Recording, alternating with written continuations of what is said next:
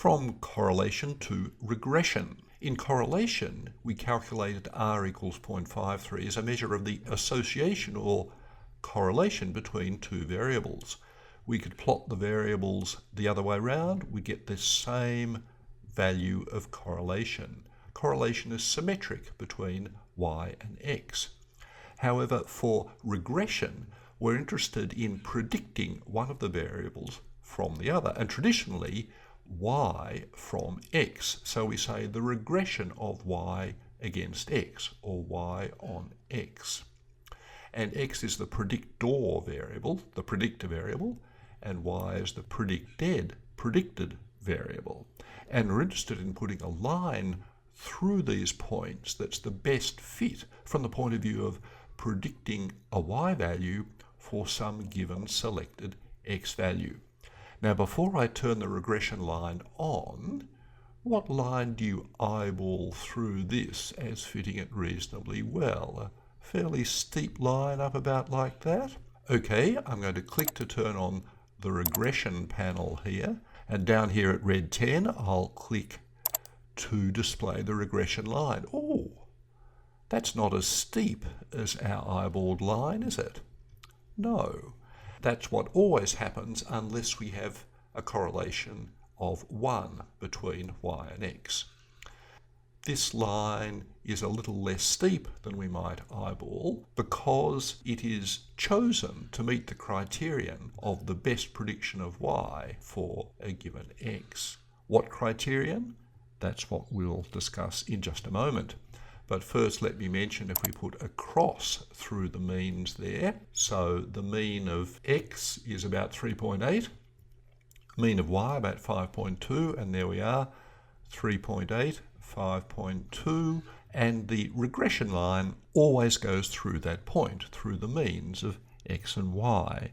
We can mark some values of x and y. Here is x at, say, 4.3, and the corresponding estimate of y, called y hat, is 5.655.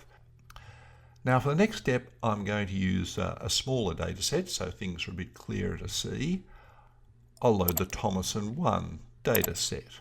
There it is, and I'll put the regression line through it. The line appears to be perhaps nearly as steep as our eyeballed line because we have a very high correlation. From the point of view of one of these data points, there's some error of estimation. This line doesn't estimate that data point, that y value, accurately.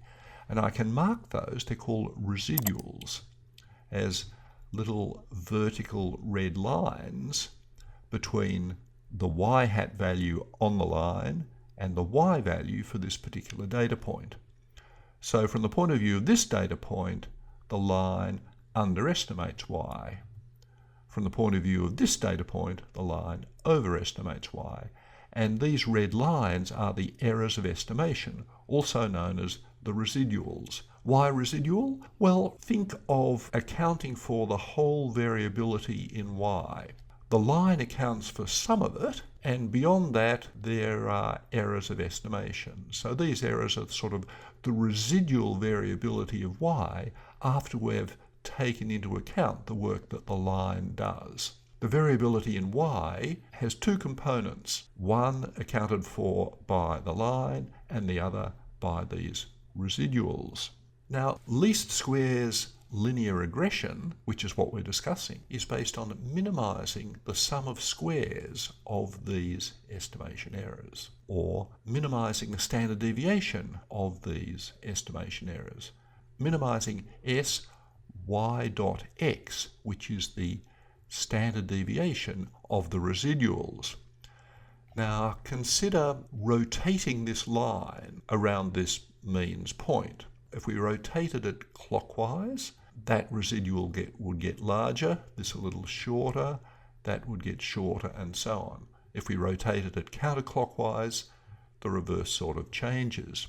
The criterion for choosing this line and choosing its slope is that the sum of squares of these residuals is minimized. We can illustrate that by displaying the adjustable line.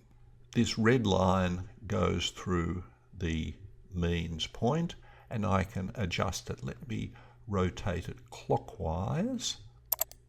Oh, that's counterclockwise. All right, let's make it very steep. There we go. And the standard deviation of the residuals there is about 1.4.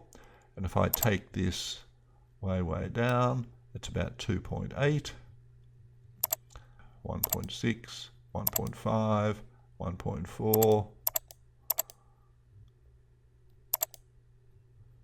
And it goes down and then starts going up again, 1.4. So let me try and minimize it. Oh, up a bit.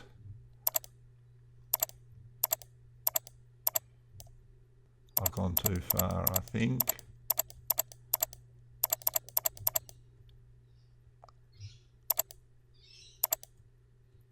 Ah, yes, it turned black at this slope of 0.77, which is very close to the calculated slope using the formula for the regression line. So there is an optimal slope of this regression line that meets the criterion of minimizing the sum of squares of these estimation errors.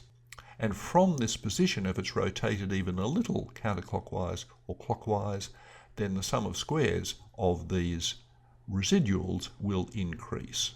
So this is why this is called the least squares regression line for y on x. I have an alternative display of the same data set, and this is a standardized display. So I've got zy and zx. I've just transformed both y and x into z scores, into z scores. So here are the original data points, and here are the corresponding standardized values for zx and zy. And here I've got a line through the means, which of course goes through 0 and 0, and here I've got the line. Now it turns out that in standard scores, the best eyeballed line has slope of exactly 1, and the slope of the regression line is equal to the correlation, equal to 0.89. Now remember that when we were talking about correlation, I said we can easily change the apparent slope of the eyeballed line by changing these units. And that's quite true.